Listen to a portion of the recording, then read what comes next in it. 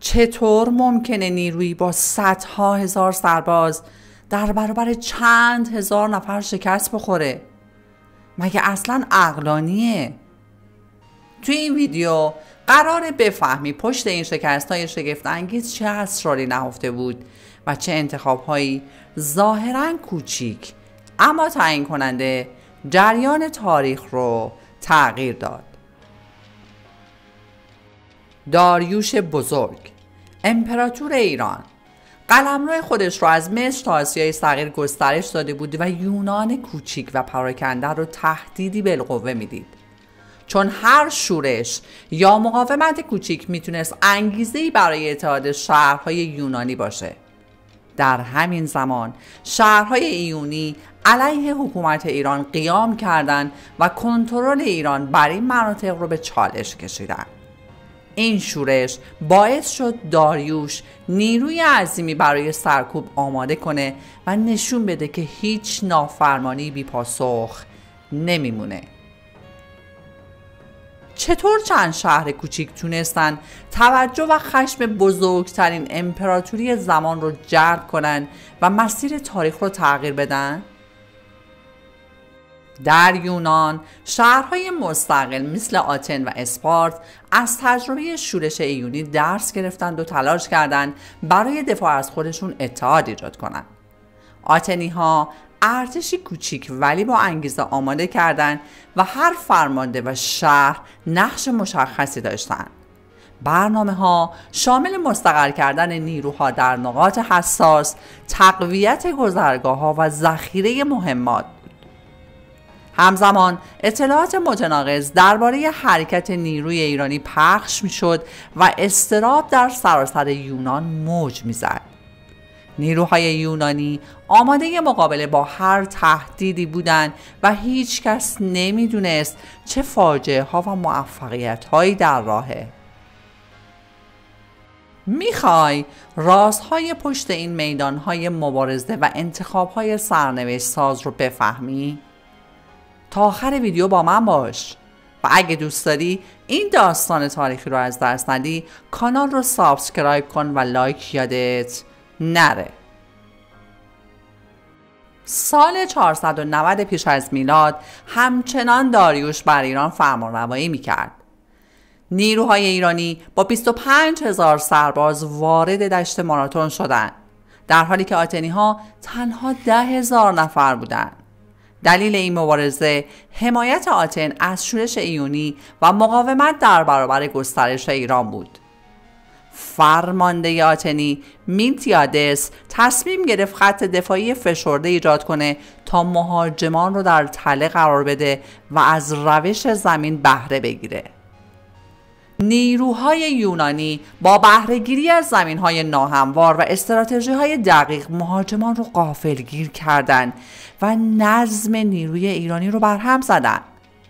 لحظه کلیدی دویدن فیلیپیدس از میدان مبارزه تا آتن بود تا خبر پیروزی رو برسونه و روحیه مردم رو تغییر بده. آیا پیروزی همیشه به تعداد سربازان بستگی داره یا به تصمیم‌ها و زمانبندی درست؟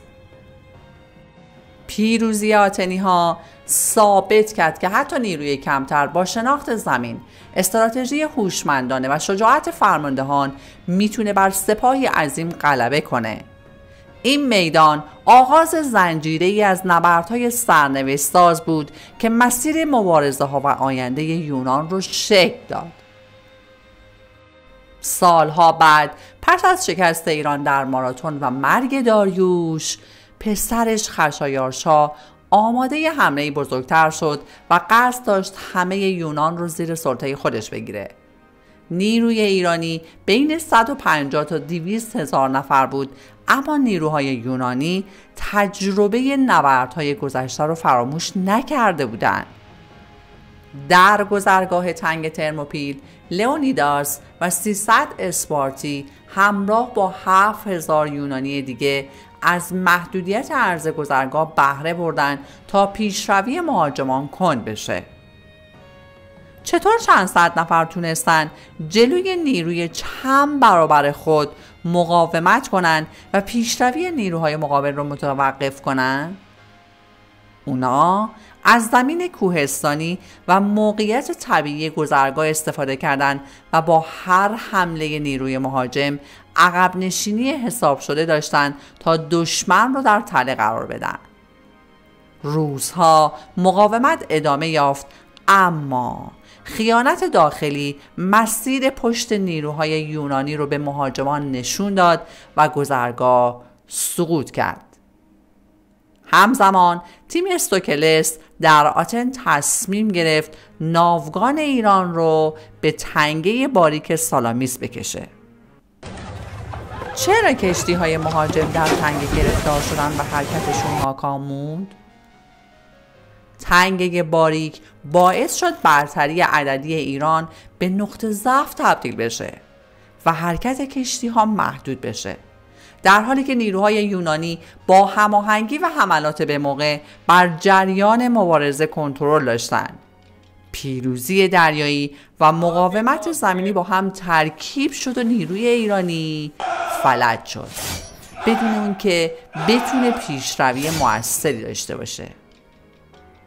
این میدان نشان داد که ترکیب موقعیت زمین، تدابیر فرماندهان و هماهنگی نیروها میتونه حتی بر نیروی عظیم غلبه کنه. اقدام تعیین کننده تیم استوکلس فرصت پیروزی رو برای یونانی ها ایجاد کرد و تعادل قدرت در یونان رو کاملا دگرگون کرد. بعد از عقب نشینی خشایارشا از سالامیس، بخش زیادی از نیروی ایرانی هنوز در یونان باقی مونده بود و قصد داشت آخرین تلاش خودش رو برای فتح یونان انجام بده. نیروهای یونانی این بار زمین مبارزه رو با دقت بیشتری انتخاب کردند و خطوط دفاعی خودشون رو بر اساس ارتفاعات، تنگه‌ها و منابع آب مستقر کردند. چطور یونانی ها تونستن با حرکات هماهنگ و استقرار هوشمند آخرین تلاش مهاجمان رو ناکام بگذارن؟ فرماندهان یونانی با تمرکز آتش، عملیات گروهی و بهره‌گیری از زمین به نفع خود، نیروهای ارضی مهاجمان رو از هم پاشیدن و مسیر عقب نشینی رو بستن. ارتش ایرانی چندین بار تلاش کرد تا نظم یونانی ها رو بشکنه، اما هر ضعف و شکاف به سرعت توسط نیروهای یونانی پر می شد. چه اقدام یا طرح کوچیکی باعث شد تلاش آخر ایران بی ثمر بشه؟ نیروهای یونانی با تقسیم نیرو و حملات هماهنگ حتی کوچکترین حرکت مهاجمان رو پیشبینی و خنثی کردند و تونستن باقی مانده سپاه دشمن رو فلج کنند. نتیجه این مبارزه عقب نشینی کامل ایران بود و استقلال یونان برای همیشه تثبیت شد. این پیروزی نشون داد که ترکیب استقرار هوشمند، هماهنگی نیروها و واکنش به موقع حتی در برابر نیروی عظیم تعیین کننده نتیجه است.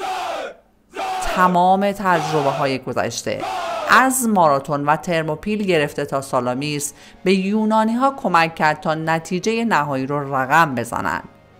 این نبرد نقطه پایان تلاش ایران برای فتح یونان بود و نشون داد که انتخاب‌ها و اقدامات لحظه‌ای میتونن سرنوشت مبارزه ها رو به کلی تغییر بدن.